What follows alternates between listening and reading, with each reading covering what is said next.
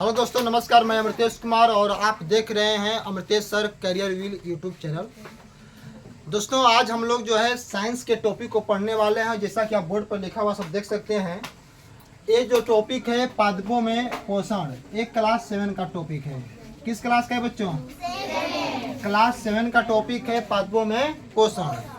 एक एक चीज को ध्यान पूर्वक देखिएगा और अच्छी तरह समझने का प्रयास करिएगा और वीडियो में अंत तक जुड़े रहिएगा। ये किस में आएगा? ये किस में आएगा? पादप में। किस में? किस में?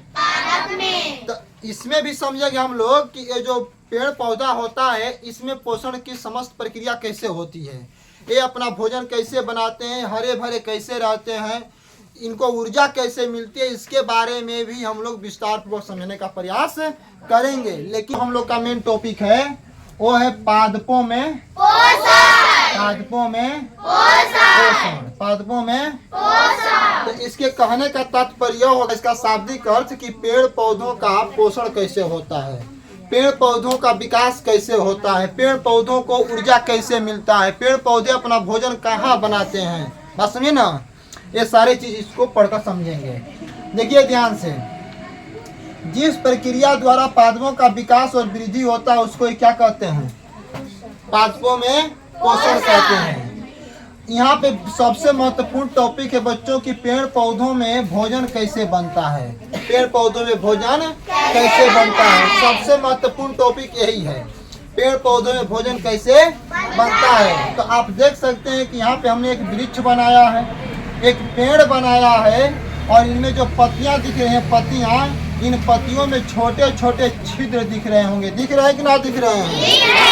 इन छोटे छोटे छिद्रों को ही क्या बोलते हैं? रंध्र। और सबसे बड़ी बात यह है बच्चों की इन पत्तियों में एक हरा वर्णक मिलता है। कैसा वर्णक? और उस हरा वर्णक को क्या बोलते हैं?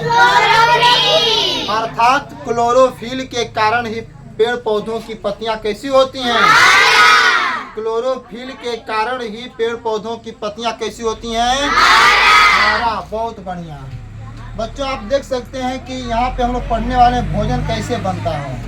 सूर्य का प्रकाश पत्तियों पर पड़ रहा है कि नहीं पड़ रहा है? और ये पत्तियां क्या करती हैं कि वातावरण से CO2 कार्बन डाइऑक्साइड को ग्रहण करती हैं। क्या करती हैं? कार्बन डाइऑक्साइड को ग्रहण करती हैं और सूर्य के प्रकाश को लेती हैं। और देखिए ध्यान से, ये जो जड़ है ना, ये जड़ जो है मिट्टी में रहता है। कहाँ रहता है? मिट्टी में। और मिट्टी से ये जड़ जो है जल और खनिज लवण का अवशोषण करते हैं, खींचते हैं। क्या करते हैं? खींचते हैं। और जल को लेकर एक कहाँ पहुँचाते हैं? पत्तियों में। कहाँ पहुँचाते हैं?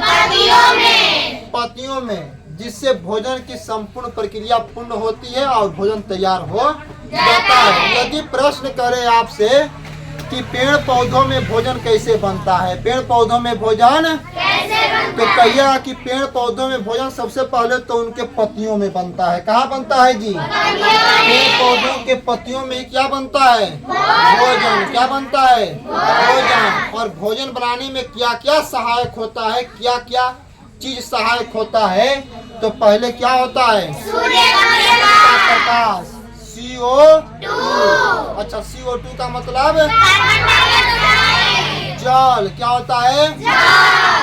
इसका रासायनिक सूत्र क्या होता है? H2O। और क्या चाहिए?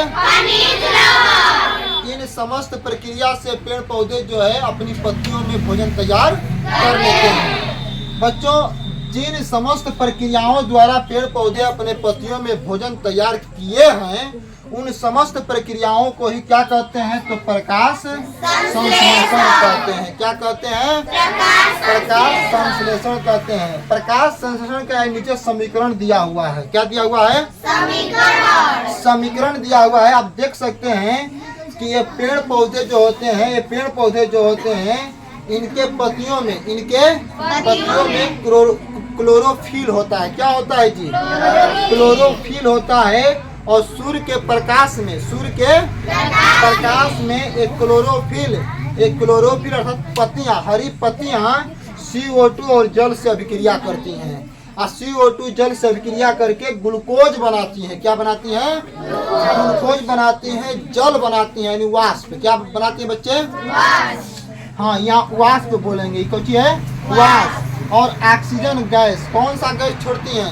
Oxygen gas. इसलिए कहते हैं कि पेड़ पौधों में जो छोटे छोटे छिद्र होता है, उनसे ही पेड़ पौधे जो है वाष्पोत्सर्जन करते हैं, और उन्हीं छोटे छोटे छिद्रों से पेड़ पौधे खुले वातावरण से जहरीली गैस कार्बन डाइऑक्साइड को अपने अंदर ग्रहण करते हैं तथा समस्त जीव प्राणियों को जीवन देने के लिए ऑक्सीजन छोड़ते हैं। धन्यवाद।